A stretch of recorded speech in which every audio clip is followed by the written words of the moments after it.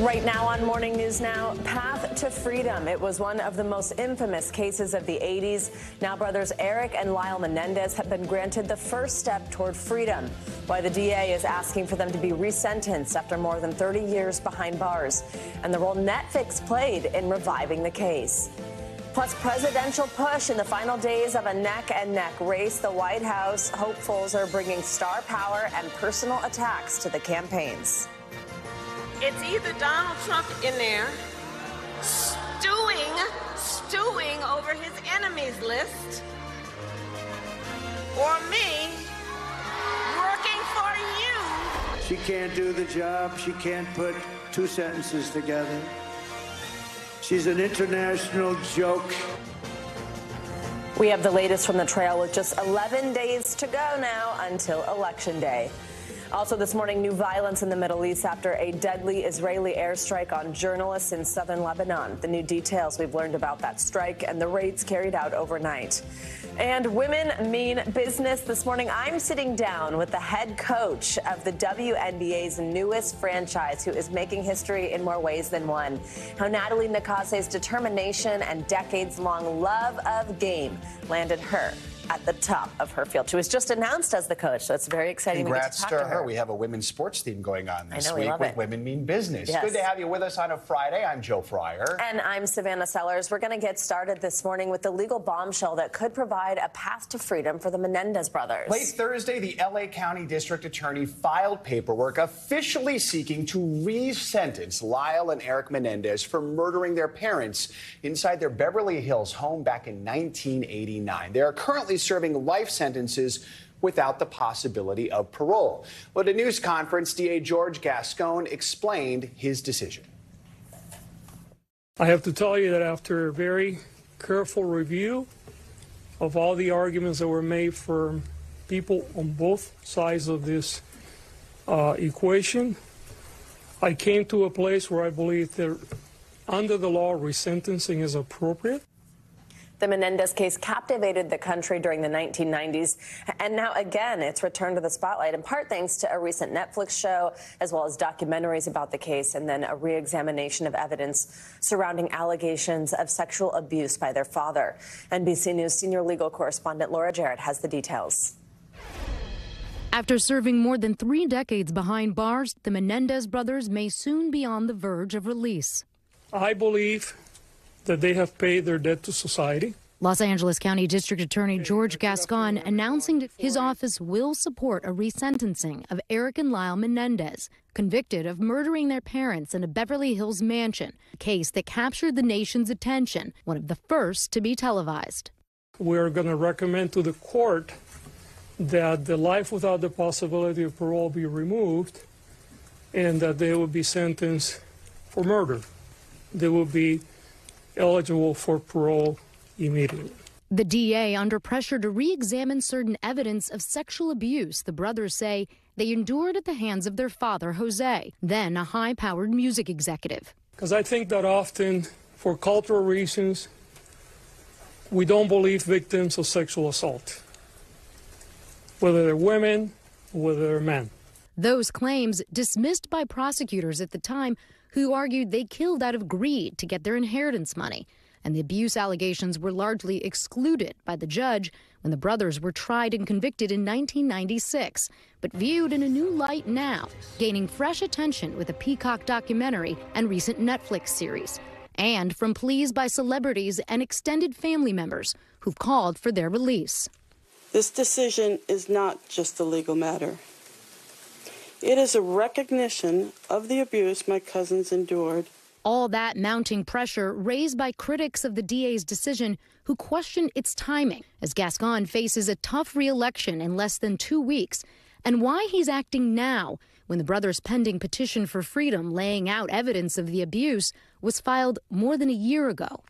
Mr. District Attorney, when did you make the final decision in this case to recommend resentencing? The final decision was made today. I have been reviewing arguments within my office, both in support and against it, and I came to my final conclusion a few hours ago. Why the timing so close to the election? This has nothing to do with the election. This has to do with the workflow of the office. That was Laura Jarrett reporting this move now only opens the door for a resentencing with a hearing before a judge likely in the coming weeks. Let's bring in NBC News legal analyst Angela Senadella for more here. Angela, good to have you with us. Thank you. So let's first listen to a little bit more of what the LA District Attorney had to say about this resentencing decision. We'll talk on the other side. We certainly feel we're very sure not only that the brothers have rehabilitated and that they will be safe to be reintegrated in our society, but that they have paid their dues, not only for the crimes that they committed, but because of all the other things they have done to improve the life of so many others. So it's been almost 30 years since they were sentenced, and as Laura pointed out, there's a few things going on here. The Netflix of it all, but then also this election for the DA. Are you surprised by the timing, and what do you think of his argument there from a legal perspective? Okay, so I am a little surprised. It's obviously a response to public outcry, but that doesn't necessarily bother me. A district attorney is an elected official position, and they are meant to respond to the public. They are meant to protect the community. So if that's what the community wants, it could be relevant. But from a legal perspective, it is kind of random, and this is why. The resentencing provision that he is recommending is usually reserved for defendants where there is almost over 100% certainty that this person is no longer a threat to public safety. So it is incredibly rare, I would say extraordinary, to go in front of the judge and say, my department is not really sure whether or not this person should be resentenced, but I'm still going to recommend it. This provision is for people who there is total certainty there will never be any sort of recidivism. The second reason I think it's a little bit surprising and random is because it's usually reserved for people who have been forgotten by the legal system.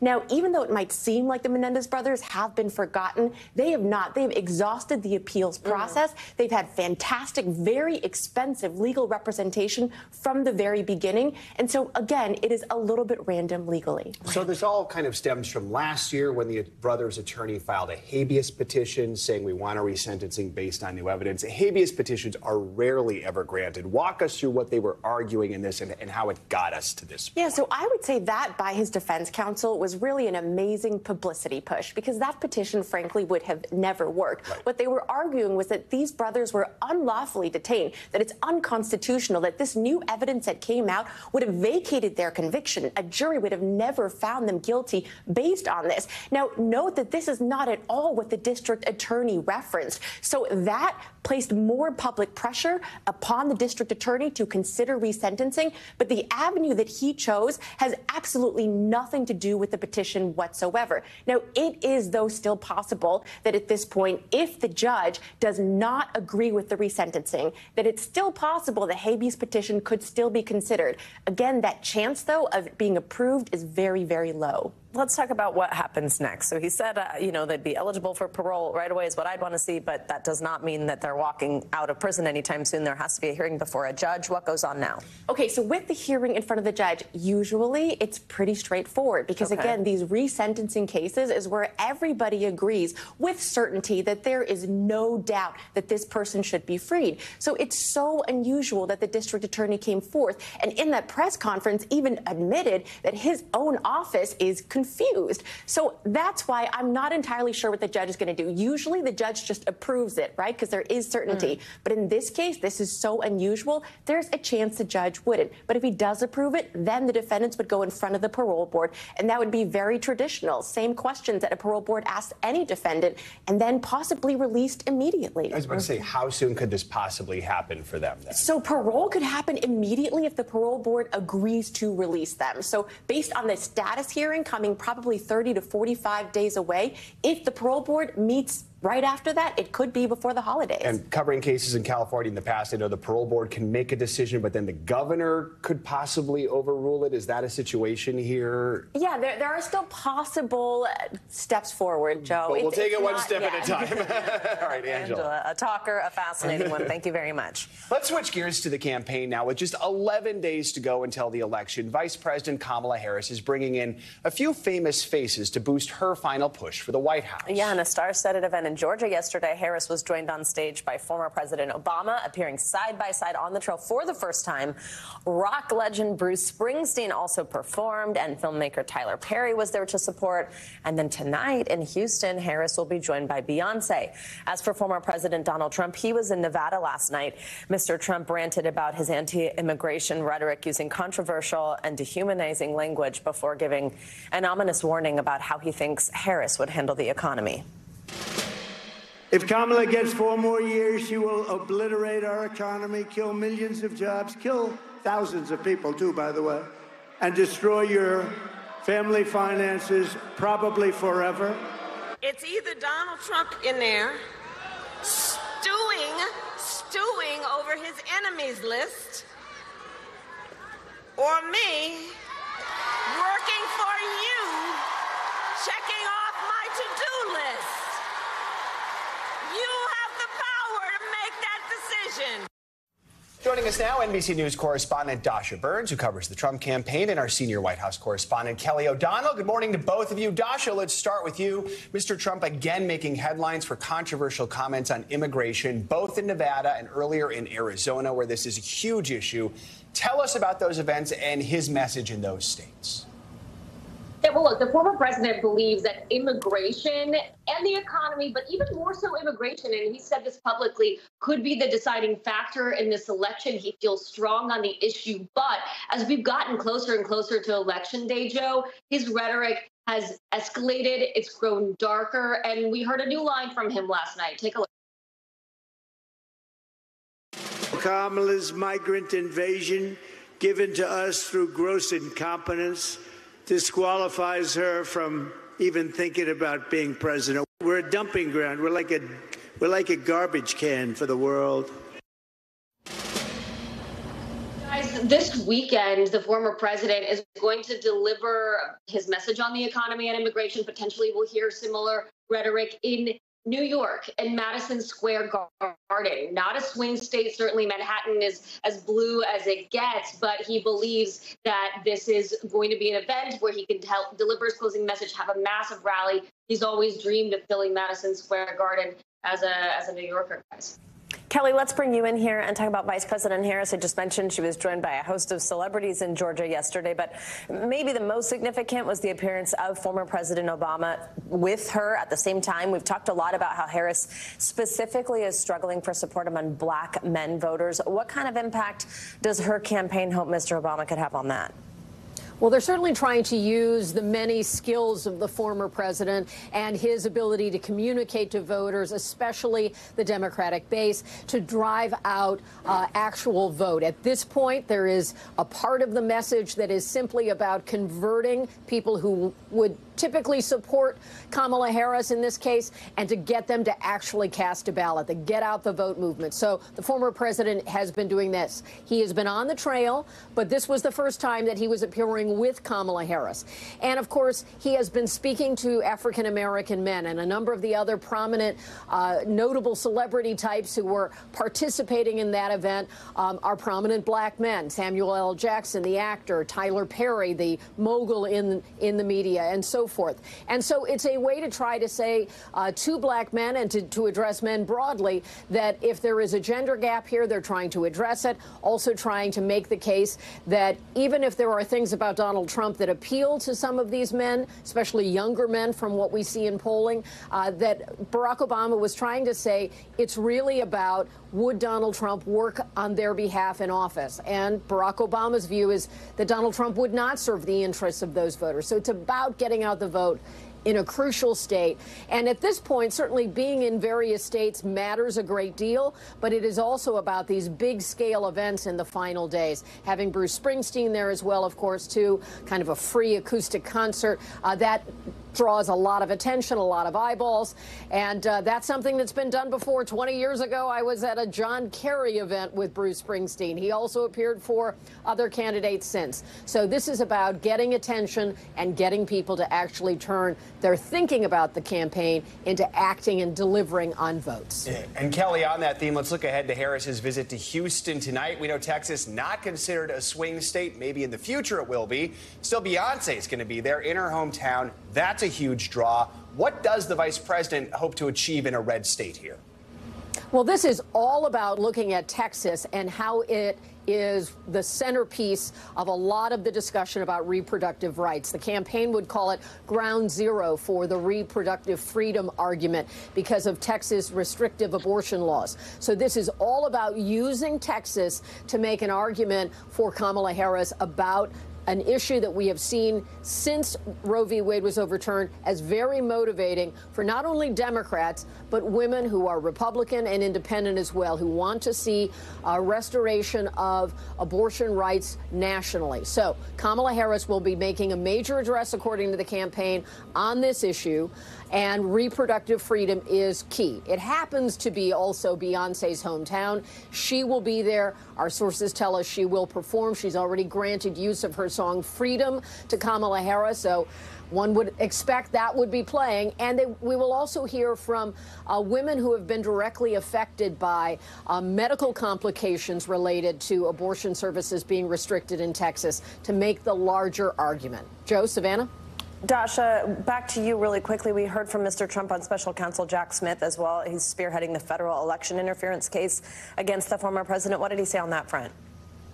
Yes, Savannah, he said that he would, if elected, fire Special Counsel Jack Smith. Perhaps not so surprising, given he has railed against Smith in his rallies and in interviews and claimed a weaponized justice system. But this is the first time we have heard him explicitly say that he would fire Jack Smith if elected, guys. All right, Dasha and Kelly, thank you both. Well, turning now to news overseas, we have major developments in the Middle East overnight. An Israeli airstrike killed at least 3 journalists and wounded several others who were staying in a guest house used by the media in southern Lebanon. For the very latest, let's bring in NBC News international correspondent Raf Sanchez, who's in Tel Aviv for us. Raf, good morning. So the strike happened while the journalists were apparently sleeping at that guest house. We're hearing that it came without warning.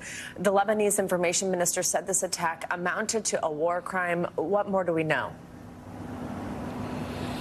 Savannah, Joe, good morning. Yeah, these journalists were sleeping in this guest house in what had been a relatively quiet area of southern Lebanon. There's a town nearby called Marjeyoun where there has been strikes. Journalists had left there thinking it wasn't safe. They went to this guest house in a nearby village. And as you said, this strike coming overnight, apparently with no warning. 3 journalists killed, a number of others injured in this attack. And this is the latest in a long string of journalists who have been killed, both in southern Lebanon, but also especially in Gaza. The Committee to Protect Journalists says more than 130 media workers have been killed in this war. The vast majority of them Palestinian journalists killed in Israeli airstrikes. This is by far the highest number of journalists killed in any conflict in modern history. As you mentioned, the Lebanese Information Ministry is saying that there were 18 journalists present at that guest house. They were representing 7 different media outlets.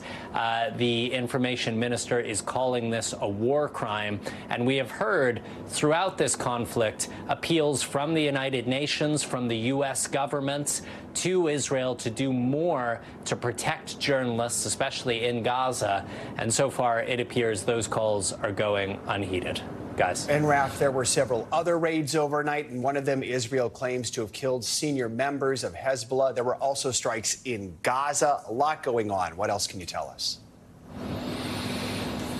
A lot going on. Very busy night. Israel says it continues to target Hezbollah commanders, Hezbollah fighters, Hezbollah military infrastructure across Lebanon. We know that one of the strikes was targeted at a major border crossing between Lebanon and Syria. Now, Israel says that that crossing was being used to resupply Hezbollah with Iranian weapons that were sent from Iran to Syria and then carried by land into Lebanon. But the United Nations is saying that crossing was also a major point for Lebanese refugees trying to get away from the fighting in Lebanon, trying to seek, kind of ironically, the safety of Syria, a country where there is still a civil war raging, a country that millions of people have fled over the last decade, trying to get out of. But now Lebanese civilians believing it may be safer there. Israel, as I mentioned, says that Hezbollah was using that civilian crossing to smuggle weapons. Guys. Raph, let's talk about where this may go from here. On Wednesday, we heard Secretary of State Antony Blinken say he believes Israel has completed its objectives, should focus on peace. We also did just hear an Israeli army chief say that he sees the quote as a sharp conclusion to conflict. Where do the ceasefire talks stand? Are we any closer? So negotiators are heading back to Qatar this weekend. The director of the CIA is going to be involved in those negotiations, as he has been in many, many rounds previously. I can tell you expectations are not particularly high, but what is noteworthy about this round of talks, it is the first round of negotiations since Israel killed Hamas's hardline leader Yahya Sinwar last week. Now, Blinken has described Sinwar as the main obstacle to these negotiations, so we will see. But U.S. officials have acknowledged that with Sinwar dead, it is not clear who is in charge of Hamas, and it's not really clear who can negotiate on the group's behalf. So this first round of negotiations will be a kind of test of whether Hamas is in a position to negotiate or not. As I mentioned earlier in the week, Egypt has put forward a proposal for a 2-week ceasefire in exchange for the release of just 6 Israeli hostages, and the hope would be to try to build momentum there towards a larger deal. Guys. All right, Ralph, thank you so much. As we head into the last weekend of October, and no doubt a lot of Halloween parties, we've got some frost and freeze alerts for parts of the Northeast this morning. Angie Lastman has that and more for us. Hey, Angie, good morning. Hi, good morning, guys. We do have some cool air that's kind of settled in place across the Northeast. The rest of the country, though, running way warm, but mostly dry. We've got just a couple of spots that we're tracking some of these rain showers working through this morning. Chicago specifically getting a little bit of rain this morning. That cold front, you might think that it's going to be a difference maker for the drought conditions that we're dealing with and the really extensively dry October that we've seen across the Northeast. But you'd be wrong, because most of that rain is expected to kind of fizzle out. We'll see it wash out here before it makes its way to the Northeast. That means that dry conditions will persist. We'll keep it that way here for even, well into the weekend and into next week for Halloween. One thing to note, though, on that front, we do have the potential for the elevated fire risk today. You can see it has now expired for places like Boston to Nantucket, but New York City, Atlantic City, Philadelphia still included in that here as we get through the rest of your day today. Here's some of the temperatures that I mentioned. Once again, potentially records across much of the country. We've got the south stretching from the southeast basically to the central plains and out towards the southwest. Phoenix expected to hit 96 degrees today. We've got 90s across a lot of cities for folks in Texas. Dallas specifically 90 degrees for your high temperature later this afternoon. Even Memphis way warm. These are summer-like temperatures with a high of 86 degrees today. Indianapolis into the 70s. We'll see things dial back for most of the Great Lakes, the Northeast, and in parts of the Ohio Valley and the upper Midwest here for tomorrow. But notice everybody else that's still going to be running way warm. Tucson, nearly 100 degrees tomorrow, 90s for Austin. Mobile ends up into the mid-80s, so the warm conditions will persist here for that region. Now, temperatures across the Northeast and parts of the Great Lakes, we're going to go on a little bit of a roller coaster ride. We've got places like Chicago that will round out the weekend into the low 60s, pretty typical for this time of year. We bumped that temperature up to the upper 60s, though, for the start of our work week. And then guess what? Near 80 on Tuesday. So we are back to those warmer than normal temperatures for folks across that region. Louisville, similar story there. Even New York City, 50s, kind of mid to upper 50s for Sunday and Monday. But we return to the mid 60s, guys, by Tuesday. So the moral of the story is, get your coat out, but don't take it with you every day. This is why we talk about layers. Yes. All right. I am ready for it to be just to stay fall. Oh, don't worry, Savannah. Yeah, soon it'll be snowing. So probably hope it never snows anymore either. Well, there's that. Thank you.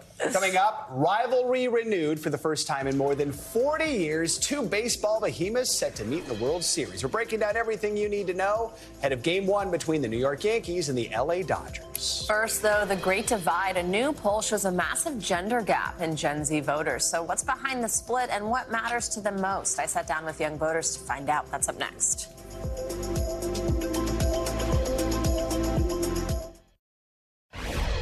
Welcome back. We are just 11 days away from the election, and this morning, a new NBC News Stay Tuned poll powered by SurveyMonkey is highlighting a significant gender gap when it comes to Gen Z voters. This week, I met with some of those young voters in Battleground, Wisconsin, to find out what issues matter most to them.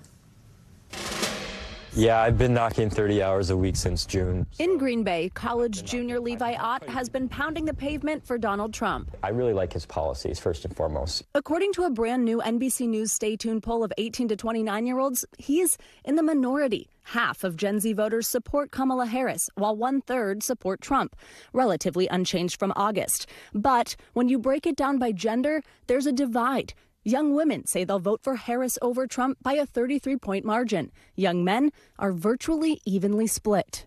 Are you feeling like, from the people that you talk to, from being on your college campus, that people are moving more conservative? I do in general. I know definitely young men are moving in the conservative direction, massively. Both genders say cost of living is their top issue. But while women ranked abortion next, men selected threats to democracy. 22-year-old Tanisha Vanden Langenberg supports Harris. Is there one singular issue that you think is the most motivating to people your age? For me and the people that I surround myself with, it's definitely reproductive rights. One of the starkest findings, 77% of young voters believe the country is on the wrong track, up 10 points from August. I feel like we are very much so moving in the incorrect direction. Our country has become very, very divided. I was at a funeral a couple months ago and we were at a funeral and people couldn't stop talking about politics, and that's not something that should be happening at all. 18-year-old Landiron Kern Jr. sees it a little differently. I believe that we're kind of at a stalemate. We're constantly battling. I think it can get much better. Of course, the big question, will Gen Z voters show up to the polls? 58% said they are almost certain they will. They're going to come. They're going to vote. The youth turnout will decide who becomes the president. It's as simple as that.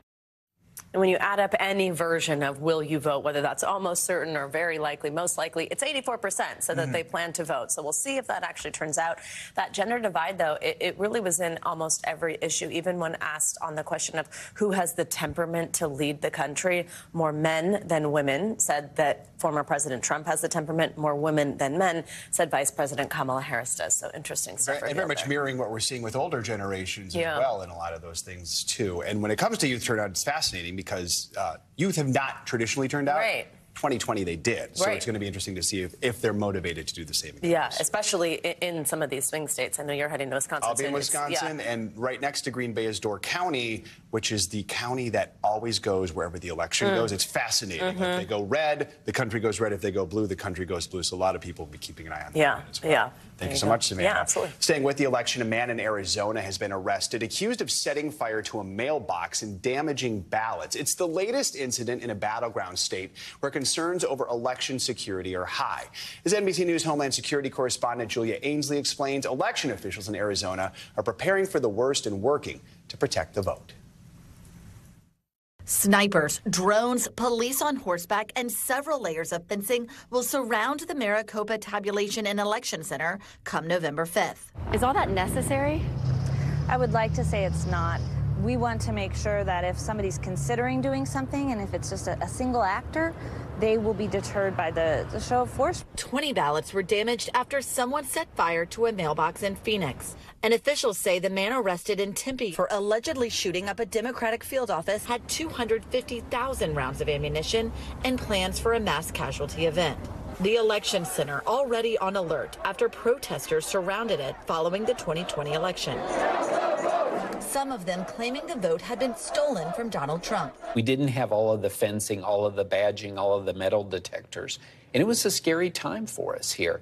Maricopa County Supervisor Bill Gates says since then, the political tensions have turned into outright threats against him and his colleagues, even their children. His office receiving this voicemail in 2021. Traitor, just like your boss, you know, rigging the election for a little bit of dough. Piece of. How did that affect you? The threats and the harassment affected me, but particularly to the extent that they started to threaten or mock our children. It affected me so much that literally I suffered from PTSD. Did you ever imagine that when you joined the County Board of Supervisors, you would be facing PTSD, therapy, problems with your family because of it? No, not in a million years. I'm just one of many, literally thousands, tragically, across this country who are in elections who've had the same experience. Hoping to reduce the threat of violence, the county is also making sure voters know their ballots are secure. To increase transparency, the Maricopa County Election Center has put cameras in rooms like these where people are taking ballots out of envelopes, so anyone can watch them 24/7 online. However, some residents still have their doubts. What I hear around is that we are concerned that make sure all the ballots are counted. That's why Gloria Badia signed up as a poll worker this year to see the process for herself. Do you think that there might be protests outside of the tabulation center just like there were in 2020? I hope not. I'm wishing for the best. Julia Ainsley, NBC News, Phoenix, Arizona. Let's get to international headlines now. Gang violence has forced thousands of Haitians to flee the country's capital. NBC News reporter Matt Bodner joins us with that and some other world news. Matt, good morning. Joe, Savannah, good morning. We're starting things off today in Haiti, where more than 10,000 people have fled gang attacks within the past week. That is according to the United Nations. An alliance of violent gangs has been working to solidify and expand their control over large parts of the capital and even territory outside of the capital. The United Nations has sent an international force to support the Haitian police in restoring control, but the mission so far has not produced many results. The Haitian government has been asking the UN to escalate their presence to a formal peacekeeping mission, but this initiative has actually been blocked by China and Russia. The UN says that more than 700,000 Haitians have been internally displaced by the gang violence, and that is a number that has doubled in the 6 months prior. Moving along now to Venice, where local officials are doubling the number of days per year that they will charge tourists an entry fee to visit the city. Venice tested this policy last year, charging tourists €5 to book a visit more than 4 days in advance and €10 if they book on shorter notice. City officials say that the goal was to discourage tourists from all visiting at the same days every year and, quote, give Venice the respect it deserves. In this effort, city officials say that the program last year was a success. They will now double the 29 days covered under the current scheme to 54 days, which will cover every Friday through Sunday and every single public holiday between April 18th and July 27th, 2025. The tourist pass is issued electronically as a QR code, and checks will take place randomly at common points of entry. And we'll wrap up this hour in Hong Kong, where local officials have discovered the region's first ever dinosaur fossils. The discovery was made on an unused island northeast of the city. The type of dinosaur is not yet identified, but researchers say that the bones suggest a, quote, large aged dinosaur from the Cretaceous period. So this animal lived anywhere between 66 and 145 million years ago. The island where the discovery was made, it's a protected reserve, and the discovery of fossils there has prompted a closure of the island so that further excavations can take place. In the meantime, the discovered remains are on display already at a Hong Kong museum starting today. Wow. Back to you guys. Pretty neat. Matt Bodner, thank you so much. Coming up, we are learning new details about that deadly E. coli outbreak tied to a fast food giant. Yeah, what McDonald's is saying about the source and the mom who says she ended up in the ER after eating a quarter pounder. Stay with us. We are back with major developments in that deadly E. coli outbreak involving McDonald's. The fast food giant says it has traced the onions linked to the outbreak to a California company. Now, Taylor Farms is issuing a recall as the FDA investigates this possible source. NBC News correspondent Maggie Vespa spoke with one mother who says she was sickened in the outbreak. Amid a deadly E. coli outbreak tied to its quarter pounder, McDonald's IDing California-based Taylor Farms as the source of the potentially tainted onions. The FDA investigating the supplier. Distributor U.S. Foods issuing this recall notice urging customers to destroy 4 Taylor Farms raw onion products. The recall sparking a chain reaction in restaurants with no reports of illness. Colorado-based Illegal Pete's, along with Taco Bell, Pizza Hut, and others, confirming they're removing fresh onions from select locations. Taylor Farms not responding to NBC's requests for comment, telling Bloomberg it hasn't found traces of E. coli yet, but pulled the products out of an abundance of caution. Meanwhile, lawsuits against McDonald's mounting. Do you trust them as a fast food place? Nebraska receptionist Clarissa DeBach alleges she went to the ER with E. coli last month after eating a quarter pounder with her 2-year-old son Kai by her side. It's terrifying to think if that would have been a different outcome and he would have got it instead of me. The CDC said nearly 50 McDonald's customers became infected and one died. Do you have more plaintiffs getting on board? We do. We've been retained by over 15 of the families in this outbreak. McDonald's president on Today, Wednesday, stressing they've pulled raw onions and the Quarter Pounder in several states to protect customers from contaminated product. Very likely worked itself through that supply chain already. But certainly we'll be working with the CDC and cooperating. An ongoing investigation into an iconic brand's crisis. Maggie Vespa, NBC News. She is the head coach of the WNBA's newest franchise. And she is breaking barriers in the process. I'm sitting down with Golden State Valkyries head coach, just announced, up next. We're back with some financial headlines this morning. A federal judge is halting a deal that could hike up prices in the handbag market. CNBC's Silvana Henao has that and some other money news. Silvana, good morning. Hey, Joe, good morning. Happy Friday. Yes, so a federal judge is blocking Tapestry's more than $8 billion takeover of luxury rival Capri Holdings, agreeing with the Federal Trade Commission the deal would hurt competition and drive up prices in the handbag market. Tapestry is the owner of Michael Kors, Versace, and Jimmy Choo, while Capri owns Coach and Kate Spade. Shares of Capri losing nearly half their value following the decision. Tapestry says it plans to appeal. Microsoft CEO Satya Nadella got a pay raise of more than $30 million for the past fiscal year, but he asked for the cash incentive part of that package to be reduced following a major security incident that drew criticism from the U.S. government. The Department of Homeland Security publishing a report in April following an independent review of China's breach of federal officials' email accounts. Microsoft disclosing that incident in July of last year, and in January said Russian intelligence had accessed some of the top executives' accounts. And Scout Motors is on the comeback trail. The automaker helped introduce the SUV decades ago and then went bust in 1980. It's now an independent company owned by Volkswagen. This week, it rolled out its first new concept vehicles, and they're all electric. They could also start at under $60,000 before incentives when production begins in 2027, Joe. Very cool. All right, Silvana, thank you so much. You got it. It is now time for our series, Women Mean Business. And today's guest is someone who is breaking barriers in women's professional sports. Her name is Natalie Nakase, and just this month she was named as the head coach for the WNBA's newest team, the Golden State Valkyries. She'll join us live in just a moment, but first, here's some of her story. Cool. We have a head coach. As the first head coach of the brand new Golden State Valkyries, Natalie Nakase is making WNBA history and breaking barriers as the first Asian American woman to ever be named head coach in the league, a dream she's had for nearly a decade. It's the pinnacle of a lifelong love for basketball, which started growing up in Southern California, where her dad introduced her to the game at just 6 years old. She then went on to play as a walk-on athlete for UCLA in 1998, where she became team captain. After college, she made history as the first Asian player to join the National Women's Basketball League in 2003. But after a knee injury cut her playing career short, Nakase turned to coaching, starting off in Germany before 10 seasons with the NBA Los Angeles Clippers, then 3 years as assistant coach to the WNBA Las Vegas Aces, helping bring home 2 championships, and celebrating each win by honoring the man she calls the reason for her success, her dad.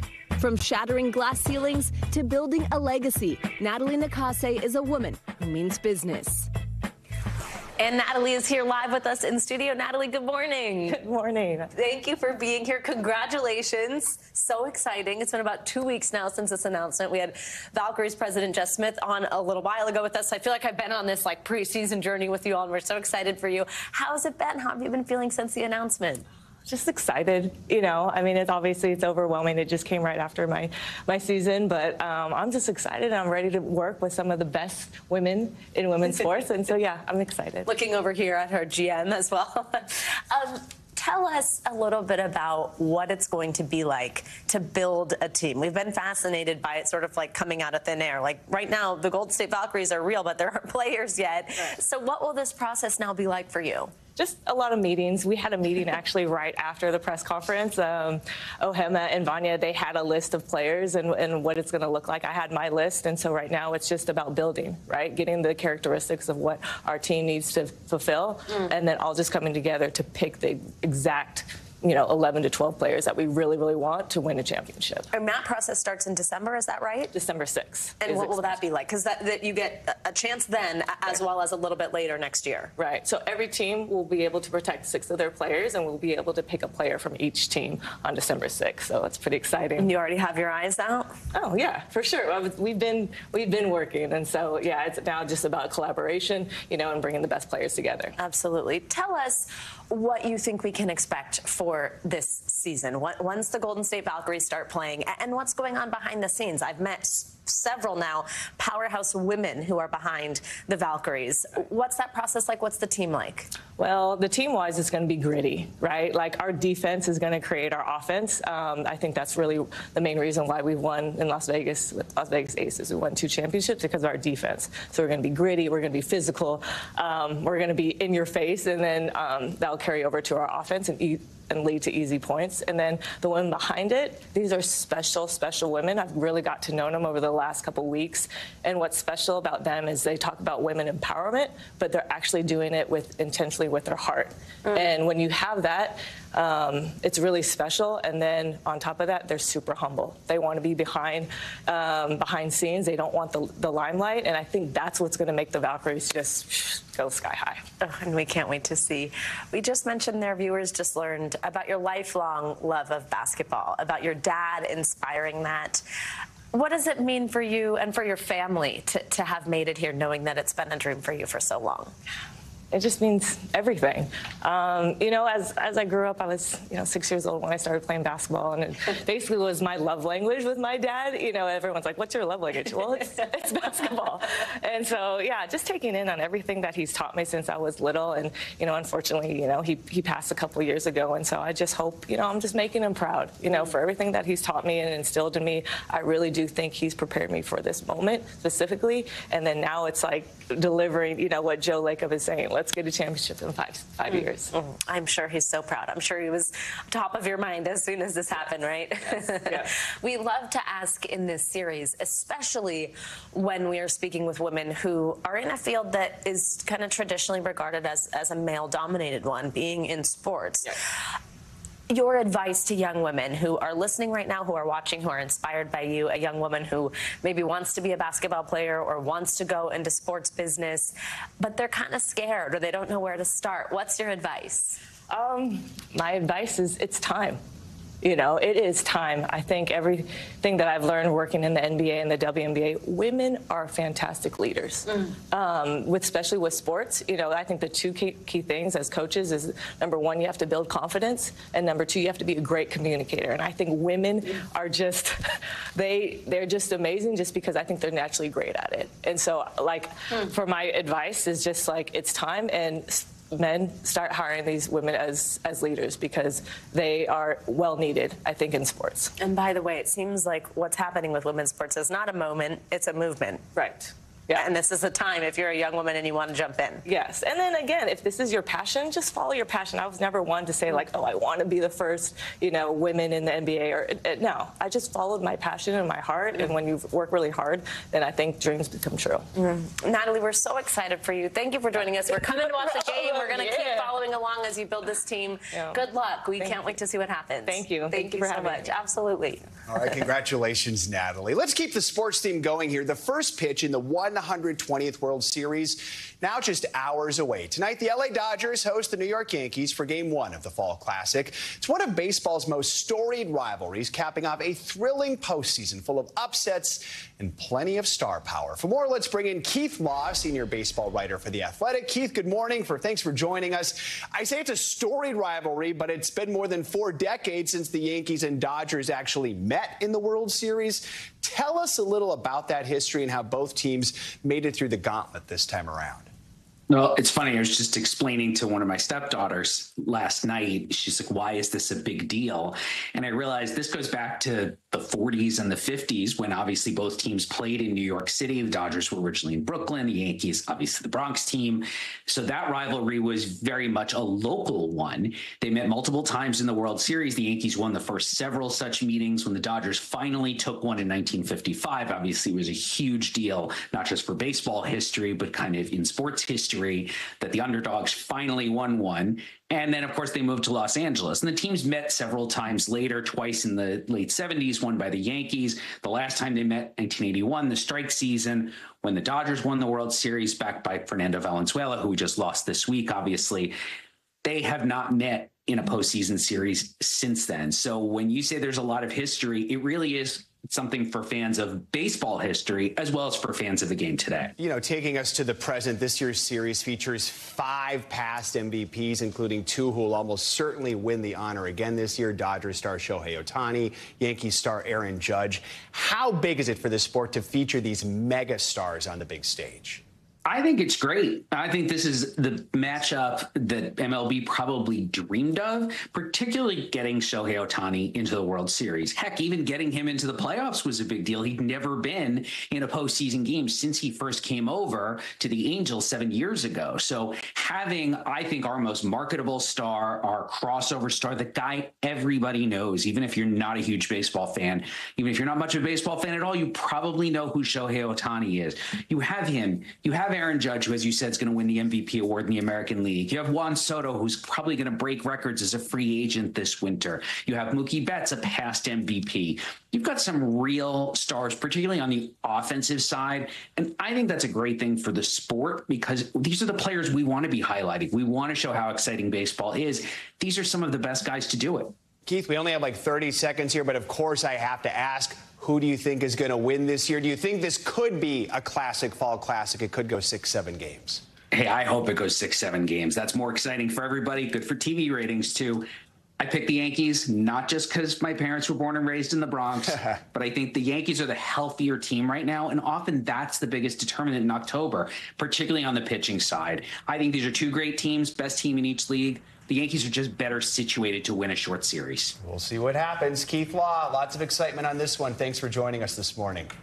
My pleasure. All right, coming up, creating a buzz. Yeah, we'll introduce you to the man who's become a social media sensation after overcoming his fear of hornets. That's up next.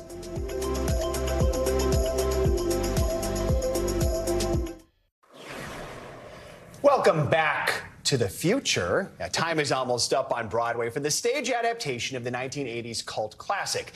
After nearly 2 years and more than 500 performances, Back to the Future, the musical, will pack up that time-traveling DeLorean and take one final bow at the Winter Garden Theater in January. Speaking of DeLoreans, I actually got to sort of climb inside one for the debut of our Curtain Call series here on Morning News Now, where we give you exclusive looks at what's hot on Broadway and beyond. It was a bit of a tight squeeze, but a whole lot closer than a front row ticket. I also chatted with star of the show at the time, Casey Likes, who played Marty McFly, and one of the writers of the original movie, Bob Gale, about what it means to bring this beloved sci-fi film to the stage. Well, after that final performance, the Broadway team is zooming at 88 miles an hour from the Great White Way to Germany for a run there. It's already been a hit in London for like 4 years now, getting some more international stops along the way so people can soak in the Back to the Future love. Bad news for you, you're too tall. I did not fit in the DeLorean. You'll I never could own have one. tried, but we think I would have broken an ankle. So it was better to just That would not have been worth it. No. Thanks, Joe. All right, let's end this hour by introducing you to a man who's being hailed as internet royalty this morning. NBC News correspondent George Solis has the buzz on how the so-called Hornet King of TikTok is inspiring others to tackle their fears. Brett Davis wears many hats: musician, farmer, licensed nurse, and social media star. All right, everyone, thank you so much for tuning in. Where millions watch this jack of all trades don a more regal persona as the Hornet King. Well, all kind of just happened to me. You could say he was destined to reign, but boy, did it sting to get here. A good comic book origin story, perhaps, but this was real. And this phobia started when you were a young boy? Toddler, yeah. I was attacked by a ground Up until about 6 years ago, when Davis did what we joined him to do in rural Pennsylvania, suit up and hit record. Take notes. Go after some hornets. Here they are. Conquering his fear with extreme exposure therapy. People who have the phobia or have other phobias who look to me and say, oh, he conquered that, I can get over this. Tens of millions have watched as Davis vanquishes his fear with every hair-raising encounter. Oh, you're the king. Am I the jester here today? His scepter. This high-powered vacuum that barely drowns out the angry buzz of hornets. Come a long way from the phobia days. Oh, my God, absolutely. The Hornet King's travels have taken him as far south as Alabama, and all trips usually end in a feeding frenzy for his animals here in his kingdom, now fearless and celebrating his crowning achievements. Always striving to learn new things and discover what does Yellow Jack see? She knows. She knows. A moment fit for a Hornet King. George Solis, NBC News, Philadelphia. Ooh. That is one way to get over your fears. Good for him. I mean, exposure therapy, wow, it's real, but that is intense. It helps to have the protective gear. Now, if you did it without, that would be something. Yeah. Ooh. That is going to do it for this hour of Morning News Now. Stay with us, though. The news continues right now. Right now on Morning News Now, a fiery star-studded sprint to Election Day. Former President Obama joining Vice President Harris for the first time on the campaign trail in battleground Georgia. Donald Trump is a 78-year-old billionaire who has not stopped whining about his problems since he rode down that golden escalator 9 years ago. The rally fronted by rocker Bruce Springsteen in a final push to November. We're covering it all this morning as the Trump campaign pushes back on some damning new allegations of sexual misconduct. Double take, the Menendez brothers could be getting a new path to freedom more than 30 years after their trial captivated America. Why LA's top prosecutor is now recommending the pair be resentenced, and the new evidence that could offer up a second chance at life. Plus, the brewing legal battle that's putting the Hallmark Channel in the spotlight. One former casting director is now suing the legacy company over allegations of age discrimination. And it's an East versus West showdown that baseball fans have been waiting for all season. The LA Dodgers taking on the New York Yankees in Game 1 of the World Series tonight. We're stepping into the batter's box with a full preview of the action later in the hour. It's not just two iconic teams, but two iconic players, Ohtani versus Judge. Baseball fans are excited about this. You were an LA guy, now you're a New York guy. Right. Well, I'll always be a Minnesota Twins guy. Yeah. But in this one, I just want a good series. Yeah. I just want 7 games of great baseball. There you go. So Love good it. to have you with us on a Friday morning. I'm Joe Fryer. Yeah, there's some good news, and I'm Savannah Sellers. We begin this hour with the race for the White House. Election Day is now just 11 days away. Vice President Kamala Harris pulling out some big names to help her try and get over the line. Former President Obama and Bruce Springsteen were among those joining her at an event in Georgia. Yeah, meantime, former President Trump held rallies in Arizona and Nevada yesterday.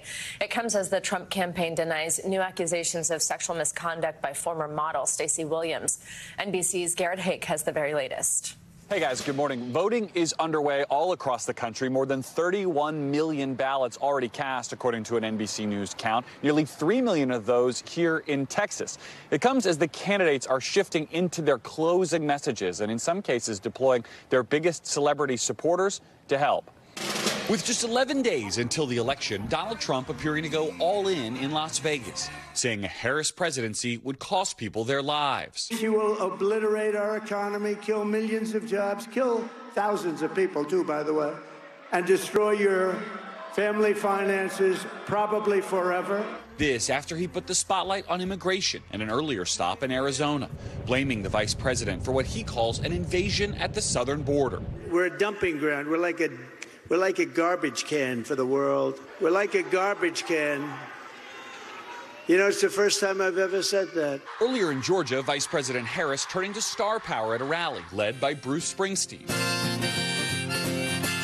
and former President Barack Obama, joining the vice president for the first time on the trail. We do not need 4 years of a wannabe king, a wannabe dictator running around trying to punish his enemies.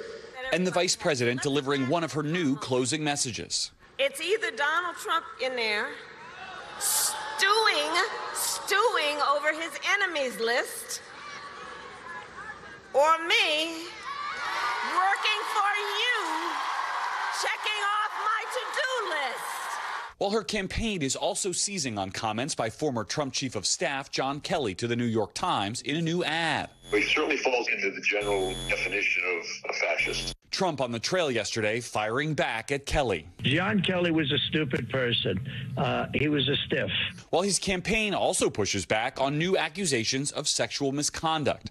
Stacey Williams, a former model, says that in 1993, Trump groped her in Trump Tower while talking to disgraced financier Jeffrey Epstein. Williams, a registered Democrat who attended the 2008 Democratic National Convention, telling the story on a Zoom call this week labeled Survivors for Kamala. NBC News spoke to 7 people who said Williams previously told them about the alleged encounter with Trump, most of whom requested anonymity. The first said they were told in 2006, the most recent in 2022. The Trump campaign saying the accusations are, quote, unequivocally false. Today, both campaigns detouring away from the traditional battleground states to come here to Texas instead.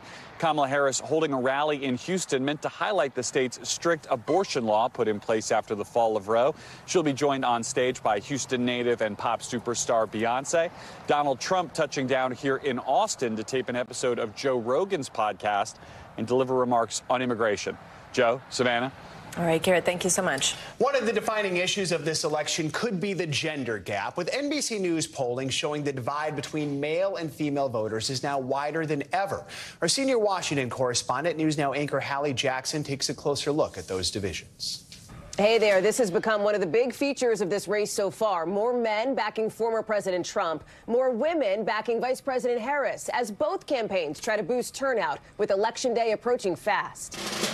This election cycle, the 30-point gender gap between men I feel things were a little better under Trump. and women is stark. We're ready for a female president. With NBC News polling showing women supporting Vice President Harris by a 14-point margin, former President Trump with a 16-point lead among men, a gap that could be even bigger than 2016 when the first woman nominee of a major party, Hillary Clinton, was on the ballot. Mr. Trump courting men under 30, appearing on podcasts with male-dominated audiences. You want a drink? I'm okay. Trump surrogates leaning into the hyper-masculine. Trump-a-mania! Run wild, brother! Hulk Hogan ripping off his shirt at the RNC. Tucker Carlson colorfully and crudely casting Mr. Trump as a father figure. When Dad gets home, you know what he says? You've been a bad girl. You've been a bad little girl and you're getting a vigorous spanking. Even Mr. Trump's language aimed at women, nodding to traditional gender roles. And I will protect women at a level never seen before. Vice President Harris also reaching out to men, appearing on a popular NBA podcast and launching ads on sports betting sites. But boosting turnout among women could be key for her, like the younger women who tune into Alex Cooper's popular Call Her Daddy podcast. People really want to know they're seen and heard. And while the campaign sees abortion access as mobilizing across gender lines, our polling shows it's the top single voting issue for women, and the vice president is the clear leader among college-educated white women who back her by 28 points in our NBC News poll, although the VP herself has downplayed the impact of the gender gap. Regardless of someone's gender, they want to know that their president has a plan to lower cost, that their president has a plan to secure America. Men and women are also divided on the important issue of change, with more men seeing former President Trump as the better change agent, but more women saying for them, it's Vice President Harris who represents change. Back to you. Allie, thank you. Well, turning now to a major development that could provide a path to freedom for the Menendez brothers. Overnight, the Los Angeles County District Attorney filed paperwork officially recommending that Lyle and Eric Menendez be resentenced. The men are currently serving life sentences for the 1989 murders of their parents inside their Beverly Hills home. NBC News senior legal correspondent Laura Jarrett explains why the DA is now calling for the case to be re-examined. Hey there, momentum had been building up to this moment for weeks, but was once viewed as a long shot to re-examine why the Menendez brothers say they committed those grisly murders, now resulting in this document, a blessing from the DA for their release. This morning, a new path towards freedom for Eric and Lyle Menendez. The top prosecutor in Los Angeles now recommending that a judge re-sentence the brothers for killing their parents more than 30 years ago. There will be eligible for parole immediately. In a 57-page document filed overnight, the DA writing in part, the defendants have demonstrated exceptional post-conviction conduct, adding they no longer present a public safety risk. I just wanted it to stop. After last month's Netflix series increased celebrity attention and an army of online defenders helped revive interest in the case, District Attorney George Gascon now says he believes the brothers, who've maintained for years they shouldn't stay in prison for life after suffering abuse at the hands of their father Jose as children, and their mother Kitty did nothing to stop it. And I want to underline, there were horrible acts. There is no excuse for murder, but I understand also how sometimes people get desperate. I think that often, for cultural reasons, we don't believe victims of sexual assault. The dramatic turn in their fate hinging in part on purported new evidence supporting their past claims of their father's alleged abuse, something raised during their first trials. Just started with, after sports practices, he would massage me. But after jurors deadlocked, the judge in their second trial barred what he called the abuse excuse. Menendez brothers. A recent Peacock documentary and 2 high-profile releases from Netflix bringing fresh scrutiny to the case. If there had not been a Netflix documentary, would we be having this conversation right now? The conversation would have come in, but it probably would have come in another week or 2. Gascon's critics raising questions on the timing of this decision, with Thursday's announcement and filing coming in the waning days of his re-election bid. It has nothing to do with the election. While prosecutors originally argued the brothers killed their parents to get their hands on the family fortune, many Menendez family members now support their release, several sitting front row at Thursday's announcement. This step gives us all hope that the truth will finally be heard. But their uncle Milton has maintained they should stay behind bars, his lawyer blasting the DA's timing. It's just really offensive, and that's not how the justice system should work. As for what happens next, now that this has been filed, the case will move to a judge to determine whether the brothers should be released. And then the state parole board will get to weigh in.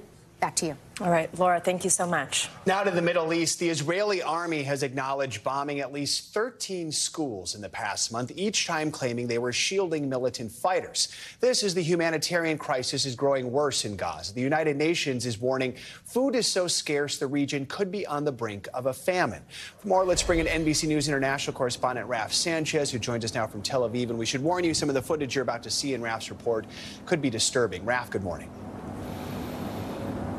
Joe, good morning. Since the start of the war, displaced Palestinian civilians have been seeking shelter in schools all across Gaza. But in the last month, Israel has dramatically stepped up airstrikes on those schools turned shelters. It says it's hunting Hamas militants, but those strikes have killed large numbers of Palestinian civilians.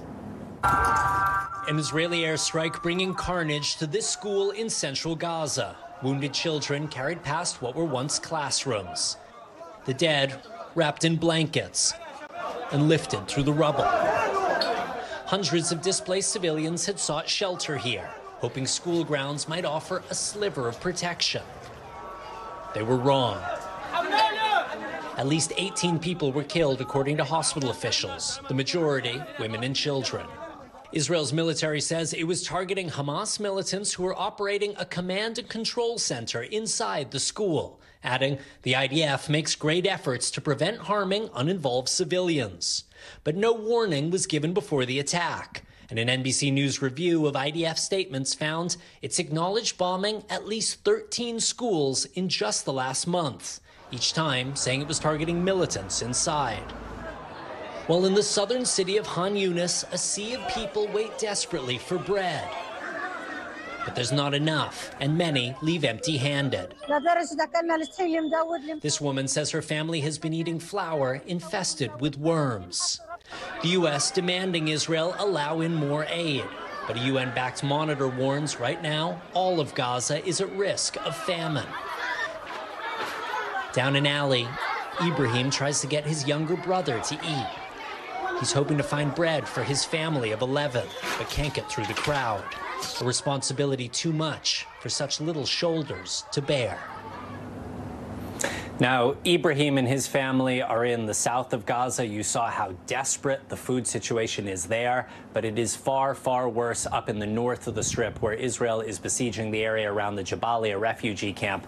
Very little food has got in there since the beginning of October, according to the United Nations. Secretary Blinken says the situation has improved somewhat since the U.S. threatened to cut off military support to Israel unless more aid gets in.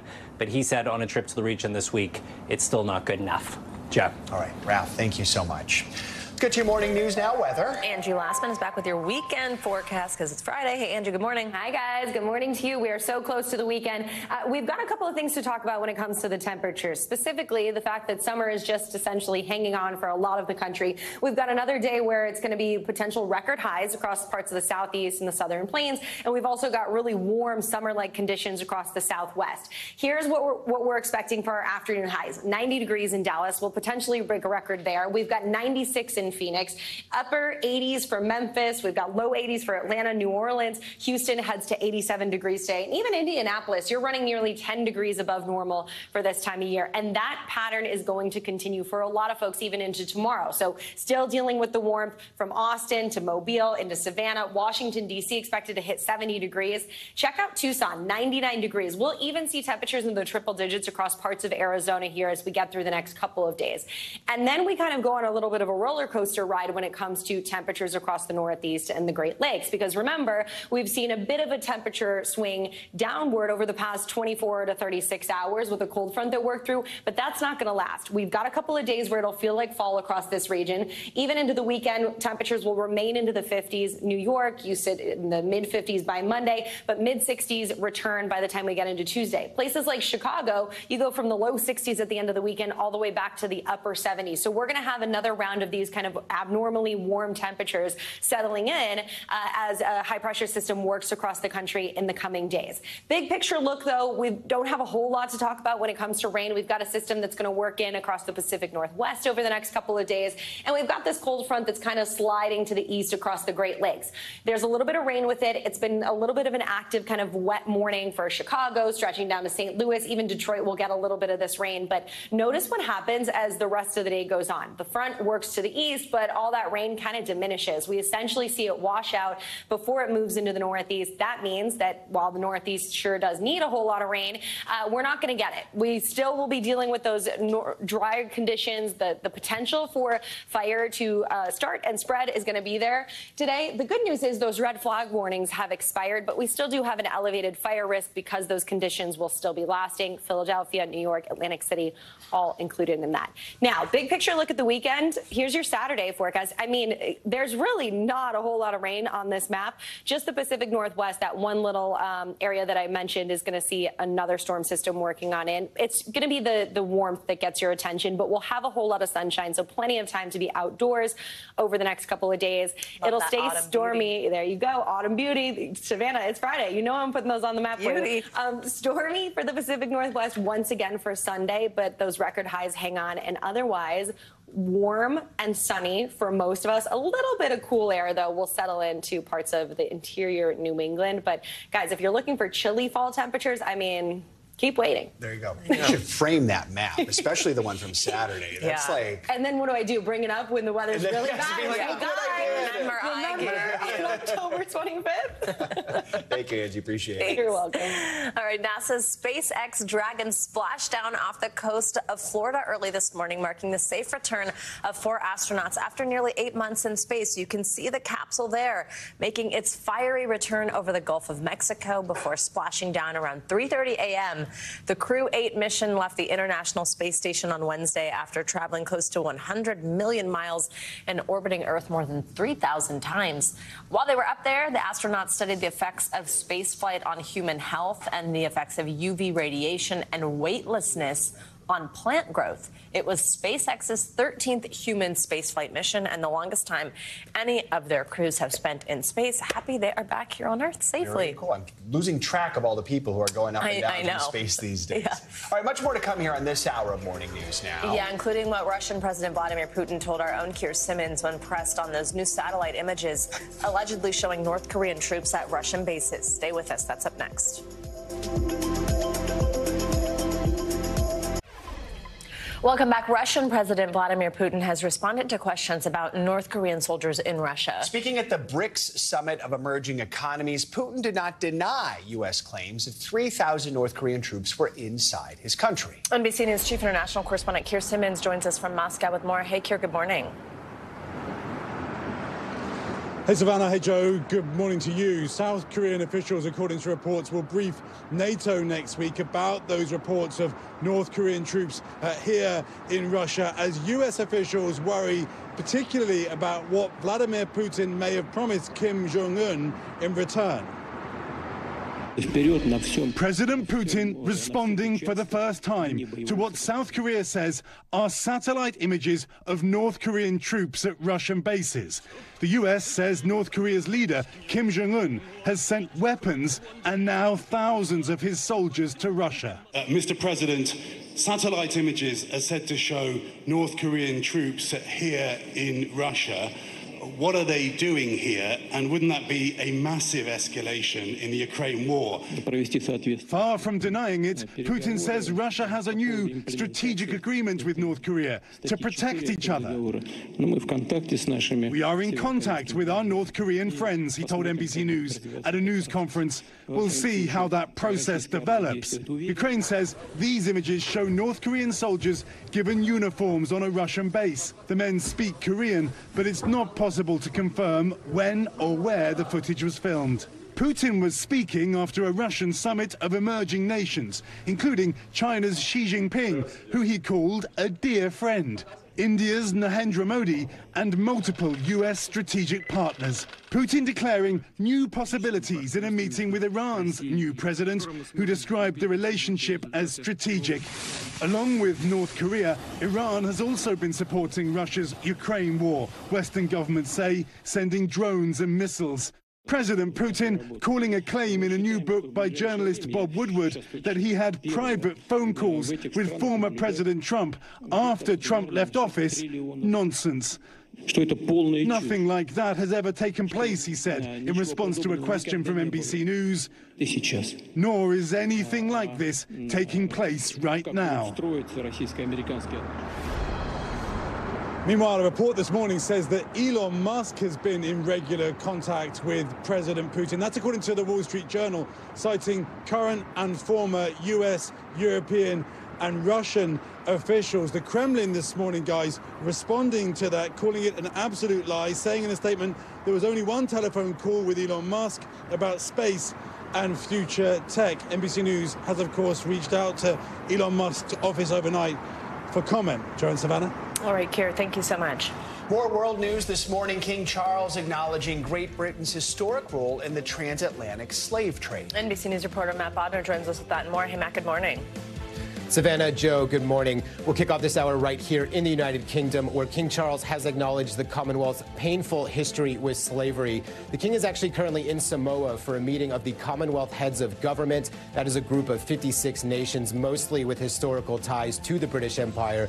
Two of the major themes of this meeting are the legacy of slavery and talks about reparations, as well as the threat of climate change. The summit is expected to publish a draft conclusion on Sunday, and it is said to have language calling for more discussion on reparations for slavery. Moving along now to Uzbekistan, where archaeologists have discovered the remains of two medieval cities along the historic Silk Road trade route between East and West. The discovery may alter our understanding of this region during the medieval period, as the cities are located at much higher elevations in the mountains of Uzbekistan than other settlements connected to the Silk Road. This discovery was made possible with drones using LiDAR. And we'll bring it back here to the UK to wrap things up this hour. A woman took to social media to share pictures of a bright red aurora spotted over the town of Bramford. These images were picked up and shared by hundreds of people on social media, but the photos turned out to show something else entirely. The aurora was generated by LED lighting from a nearby tomato factory, which uses the lights to encourage the growth of their tomatoes. The woman who took the photo of the Bramford aurora says that she was, quote, slightly disappointed. Back to you guys. It took her some time to catch up. It happens. Matt Bodner, thank you so much. Okay, that was all very funny. Coming up, the latest on that deadly E. coli outbreak that's rocking McDonald's this morning. Where the fast food giant now says those possibly tainted onions could have come from as other chains move to nix the topping from their menus. That's next. Stay with us. We are back with a closer look at a major issue affecting voters in this year's election, the spread of misinformation, disinformation, and false claims. One of those claims being spread by far-right groups is the idea that non-citizens are being allowed or even encouraged to vote. This, of course, is not true. In the U.S., non-citizen voting is illegal in federal elections. On top of that, several states require photo identification for voters to cast a ballot. NBC News senior reporter Brandy Zadrozny has piece out this today on NBCnews.com. She joins us with more of her reporting here. Brandy, great to see you. Thanks for coming on set with us. So some nonpartisan groups are calling this the Big Lie 2.0. Walk us through exactly what this claim is, where it comes from, how it started. Well, the big lie of 2020 was that it was all over the place, really, but it was really based in the fact that mail-in voting was somehow fraudulent, that it was ripe for fraud and was happening all the time. This time, that didn't really work out well last time because you really want your voters to show up and you want your voters to use mail-in voting. And so conservatives have dropped that lie for the most part, and now we're working on this one. And what you'll see everywhere now, because of a concerted effort by Republicans, is this idea that non-citizens are voting in mass. And it's not just that. It's that they're voting in mass because of a plot by Democrats, by the elite, as we'll see on Elon Musk's Twitter and Trump's campaign talks. He talks about this all the time, that like it's a plan by Kamala and the Democrats. It's a big conspiracy theory. But we're seeing it in congressional hearings, on the campaign trail. We're seeing it in laws being passed by ballot measures. We're seeing it actually take root in real people. And I've been watching these leaked weekly meetings by grassroots people who are all really all in on this lie. And so we have to see what effect is this going to take after the election. There's always a mysterious plot behind these rumors. I know you've been speaking with researchers who study misinformation and rumors about why this has been able to actually stick and take hold. What are they telling you, and what has been the effect of this so far? Well, the first really, really effective thing about this conspiracy theory is it's very hard to prove something is not happening. It's not happening. It's not real. It is a myth. It is a figment. It's vanishingly rare, all of the legal experts say and voting experts say. So how do you prove that that's not happening? It's very hard. We really can't. And so it's been really, people can get together and build up this lie. That we have a lot of like concerted efforts that are being really effective online too. The Heritage Foundation, which is really a far-right think tank now, has commissioned these videos from creators that are sort of like a mini Alex Jones, this guy from this group called Muckraker, that's going to Georgia and other swing states, knocking on doors where immigrants live, and then sort of getting them to tell him that they are registered to vote. Sort of like, you know, if a man holding a religious book comes and knocks on your door and says, you know, would you like to hear the gospel? And you say, oh, I'm already saved, thank you. And it's turning that into evidence. So that evidence has been really, really sticky. And what is it doing? It's disenfranchising voters. It's making the people in the Latino community feel unsafe. It's doing a lot of harm. When you just said a second ago, you said we have to see what this does after the election. What do you mean by that? What is the harm? What is the risk beyond just confusion and misinformation right now leading up to November 5th? One interesting thing that this conspiracy theory is doing is it's really the basis of some dozens of lawsuits in swing states right now claiming that there is widespread fraud. Now, as to the 2020 election, one conservative activist said recently, in 2020, the lawyers weren't ready. This time they're ready. They've already filed these lawsuits. Now, these lawsuits, again, are built on a house of cards. Non-citizens widespread voting ain't happening. But what it does is it creates the legitimacy, right, of fraud. So we in the news business will say there are, there are 90 lawsuits right now in swing states alleging this thing. And it gives it the veneer of legitimacy. And so if all of those things are happening, who knows? We could delay certification. There could be unrest. There could be violence. We're just waiting to find out. People should prepare for the fact we're going to see a lot of lawsuits on Election Day and around that time, right? Absolutely. Brandy, thank you so much. We always appreciate you coming by. Now to the latest on that deadly E. coli outbreak tied to McDonald's. The fast food giant is identifying California-based Taylor Farms as the source of the onions linked to the outbreak. Now other restaurant chains are removing onions from their menus as more people speak out, saying they were sickened after eating at McDonald's. NBC News correspondent Maggie Vespa spoke to a mom in Nebraska who says she was sent to the ER after eating a quarter pounder. She joins us from outside of McDonald's global headquarters in Chicago. Maggie, good morning. Hey, Joe, good morning. Yeah, it was a striking conversation. That mom actually filing the latest lawsuit against McDonald's, saying her toddler was with her as she ate the tainted food. Meanwhile, the FDA zeroing in on a company who McDonald's says sold them the suspect onions. This morning, fast food giant McDonald's turning up the heat, IDing California-based Taylor Farms as the supplier of the raw slivered onions served on the quarter pounder and a potential source of the E. coli outbreak. The FDA launching a probe into Taylor Farms, though it hasn't officially said onions caused the outbreak, and a distributor recalling 4 raw onion products, urging customers to destroy them. Now, other chains with no reports of illness pulling onions from select locations, including Taco Bell, KFC, and Pizza Hut. Taylor Farms hasn't responded to NBC News' request for comment, telling Bloomberg it hasn't found traces of E. coli yet, adding it pulled the products out of an abundance of caution. Hearing that you're part of a mass outbreak, let alone one tied to McDonald's, how did that hit you? It was pretty scary. Nebraska receptionist Clarissa Debach now suing McDonald's, claiming eating a quarter pounder a month ago alongside her son Kai landed her in the ER. Just to think that my 2-year-old was there with me and he possibly could have ate the part of the sandwich. It's terrifying. Clarissa's attorney, Ron Simon. We as consumers in the United States place a tremendous amount of trust in the restaurants that we go to. And in this case, that trust was breached. With nearly 50 people sickened and 1 person dead, McDonald's has pulled onions and the quarter pounder from menus in several states, with the USDA also investigating the burger's beef. Earlier this week, the company's president expressing confidence here on Today. We'll see our way through this and we'll restore confidence for the American consumer to come to McDonald's.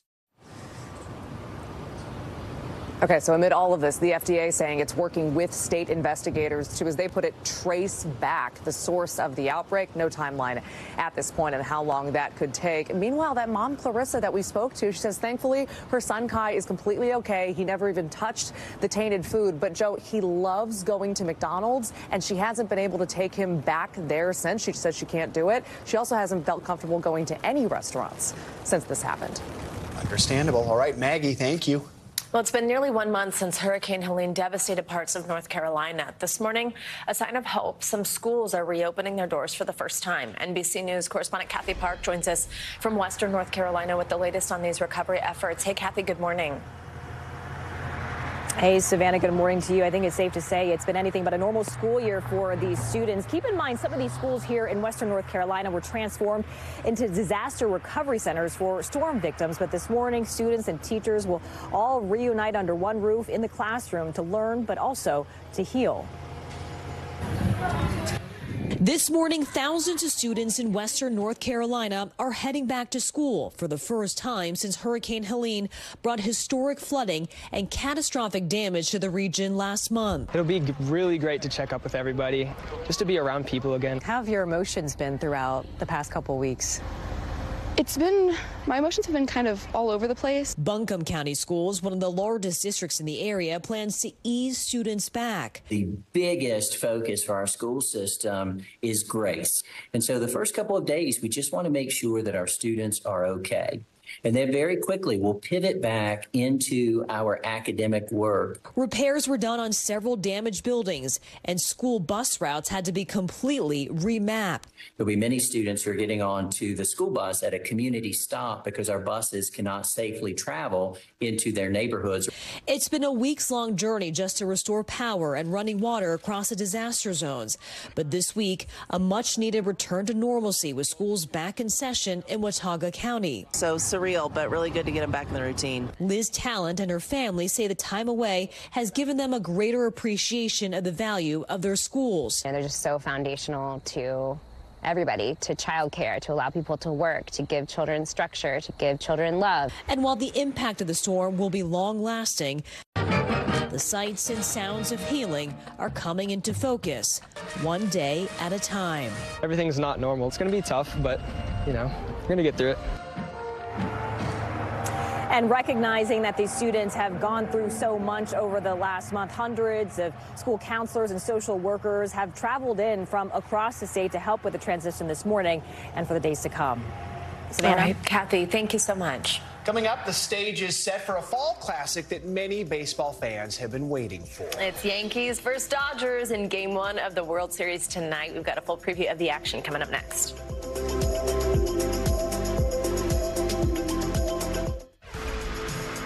Welcome back. Financial headlines now. The Biden administration is taking a closer look at competition among the airlines. CNBC's Savannah now joins us with that and more. Hey, Savannah, good morning. Hey, Savannah. Hey, Joe. Good morning. That's right. Yeah, so the Biden administration is launching a broad probe into the state of competition in air travel. It is a joint investigation by the Justice and Transportation Departments, and President Biden has made boosting airline competition a top priority, and the administration has been aggressive in blocking merger efforts in the industry. The Justice Department successfully sued to block JetBlue's nearly $4 billion deal to buy Spirit Airlines, and also went to court to halt JetBlue's partnership with American Airlines in the Northeast.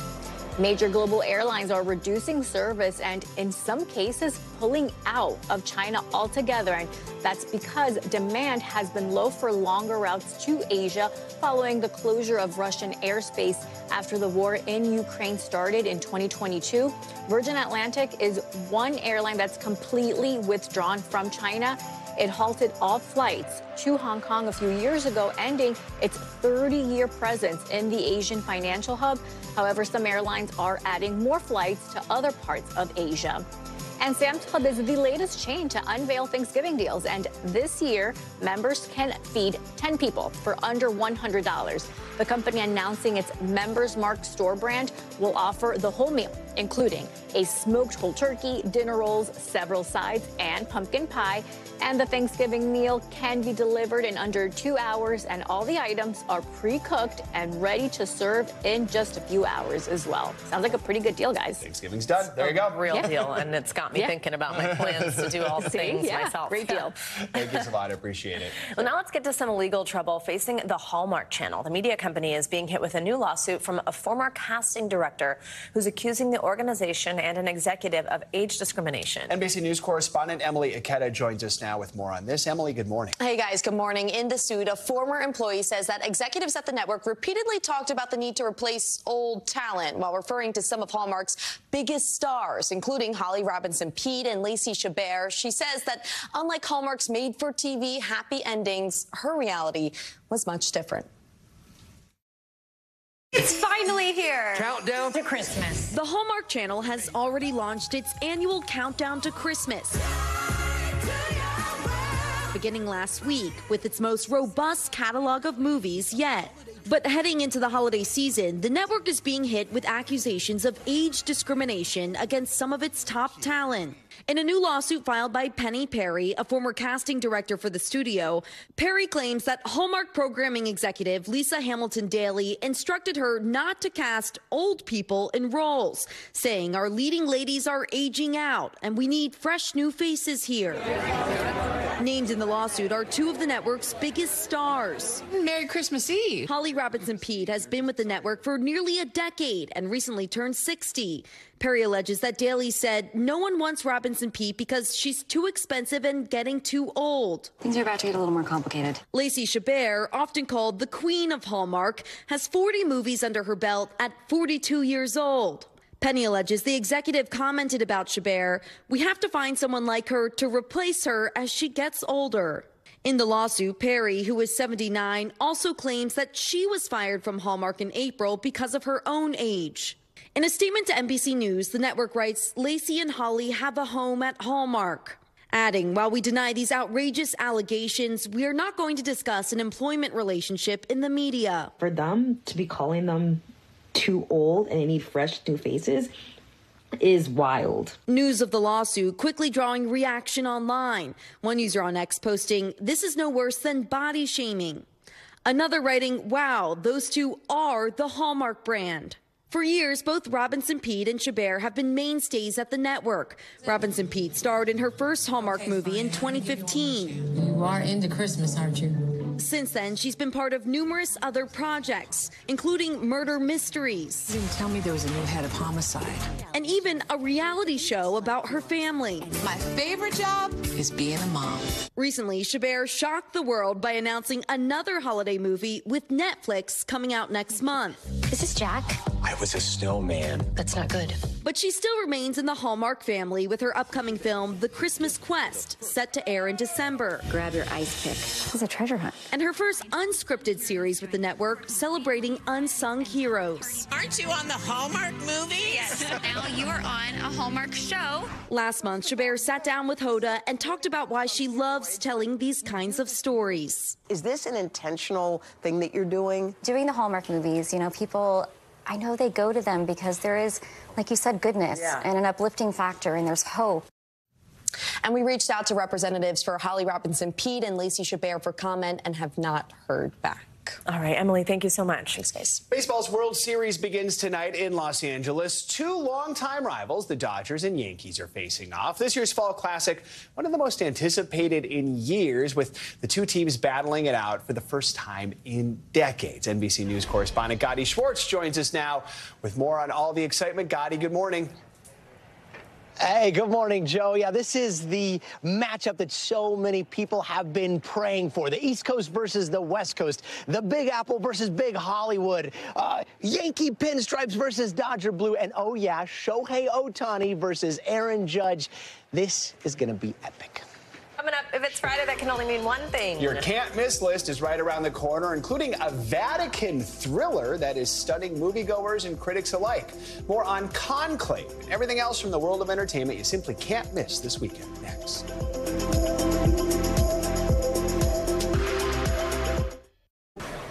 Welcome back. As you probably know, Halloween is just around the corner, and Google is feeling a lot less lucky and a little more spooky. That's because the search engine just released their annual Frightgeist list. That's its prediction of the most popular costumes this year based on our search trends. Coming in at the top of the list is the popular character with the shrunken head, Bob from Beetlejuice. Okay, that's a hilarious costume.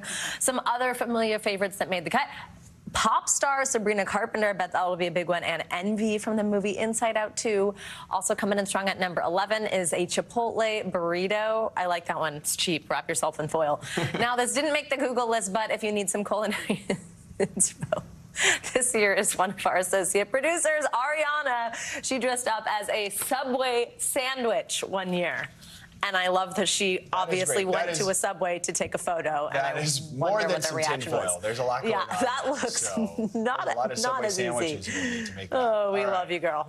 Finally, this hour, it's Friday. That means it is time for your weekly can't-miss list. That is right. We've got all the movies, music, and shows that you can't miss out on this weekend. Joining us now is NBC New York digital reporter, friend of the show, Kay Ingram. Good to have you with us. Good morning, friend. Right, let's start out with some religion here. Conclave, which is, what the Cardinals are doing behind the scenes as they try to become the Pope. We just wait for the white smoke, but apparently there's a lot going on. This is not a documentary, but this is getting some Oscar buzz, right? It is getting Oscar buzz. First of all, it is stunning. Like the visuals, it was shot in Rome, it was shot in Italy, it's gorgeous. But just like you said, we're getting that behind the scenes look at what goes on with this top secret process that really no one really knows about, right? So you've got John Lithgow, you've got Stanley Tucci.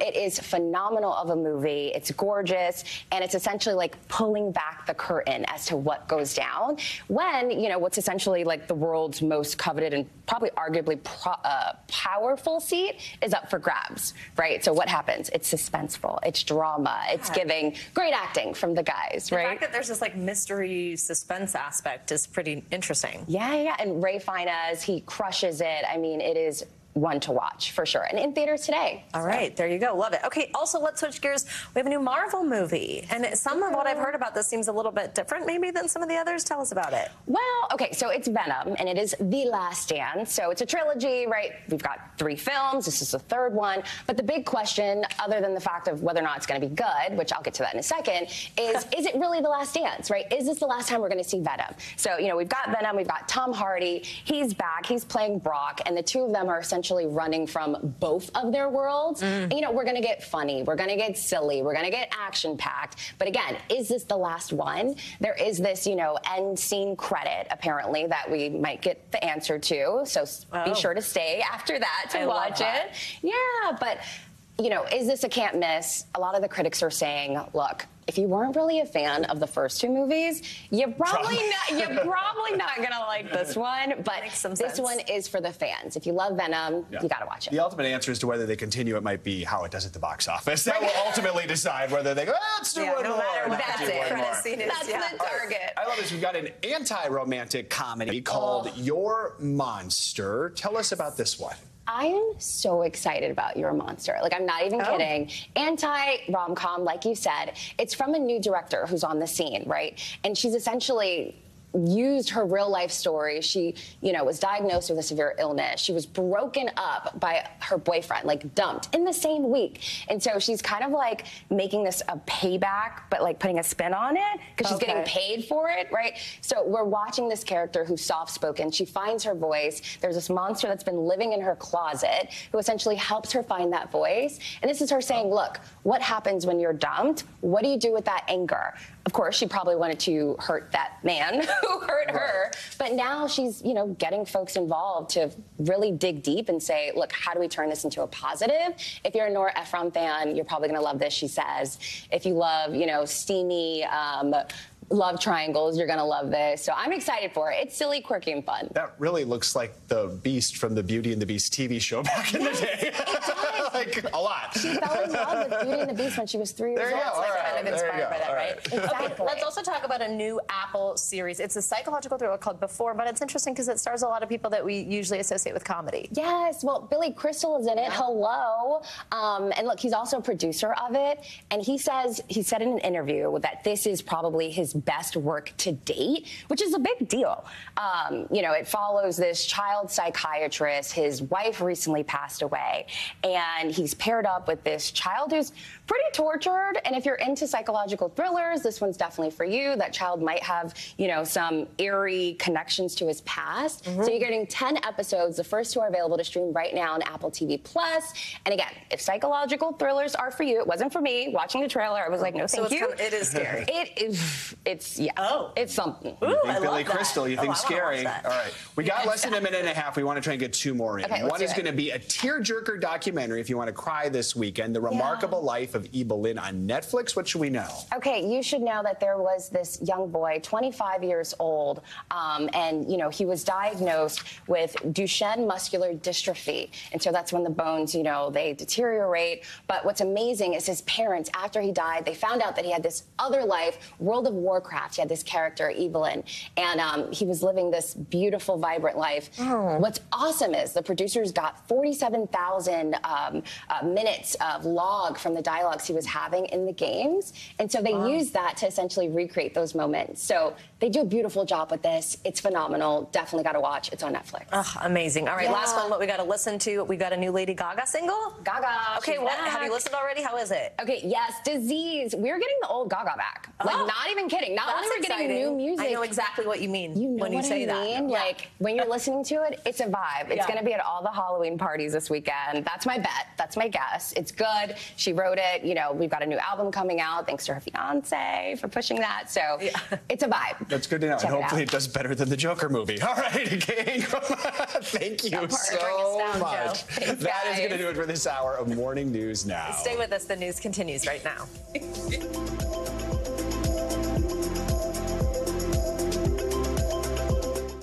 Thanks for watching. Stay updated about breaking news and top stories on the NBC News app or follow us on social media.